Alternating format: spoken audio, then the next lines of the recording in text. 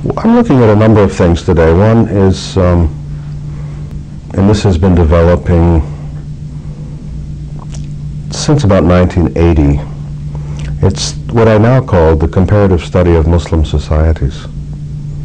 I started out in Egypt in the late 60s with advanced Arabic instruction, but also with focusing on Islam in the Middle East, in the Arab world particularly. And that was very rewarding, and I did some studies of ritual performance of the recitation of the Quran, and I've written a number of articles about that, and was one of the few people engaged in the Quran as a performed text, rather than just an interpreted text, beyond the written word, as Bill Graham expressed it in his wonderful book.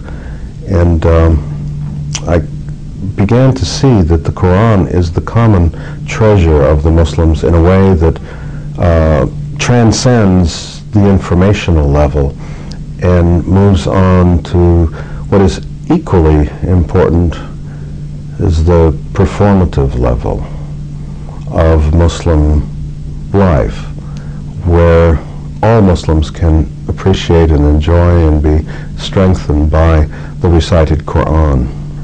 It's almost, and I'm looking at it, I suppose, with Christian lenses here, it's almost a kind of sacramental reality, a presence of God's power and guidance through the recited Quran. But it's not a priestly sort of thing. It's a very democratic thing where all Muslims can enjoy and help each other and teach each other through sharing in the life of the Quran. So I use the Quran as a lens to begin my comparative study of Muslim societies, and have found that to be one of the greatest continuing networks of meaning for Muslims wherever I've been, whether it's Yemen or Pakistan or Bangladesh or Malaysia, Canada, United States, or Indonesia, where I've done a great deal of field work. And this has been wonderful in helping me to understand both the continuities and the similarities and even the identities among Muslim societies, but also at the cultural level to understand the distinctive differences and varieties, not only of language and ethnicity and nationality, but of temperament, of point of view.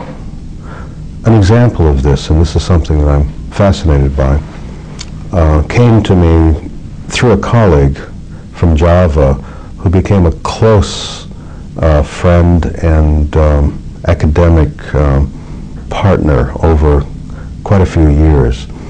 And this gentleman from Java, the late Muhammad Kusnu, died just 2 years ago. He was a legal scholar and a professor of law at a leading university in Surabaya, but also he was a student of hukum adat, of customary law, folk law, unwritten law.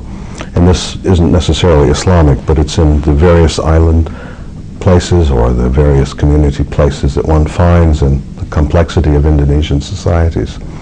And Professor Kusnu visited the University of Colorado twice as a visiting Fulbright scholar, and on one of those visits he and I offered a course that he designed essentially, and I was his junior partner in this endeavor. Islam in Java. And what Professor Kusnu did was to propose to the class that we, for heuristic purposes, consider Islam in Java to be one thing and consider Javanese culture and values to be another, and that we will, in this course, consider the Javanese factor to be normative and the Islamic to be deviant.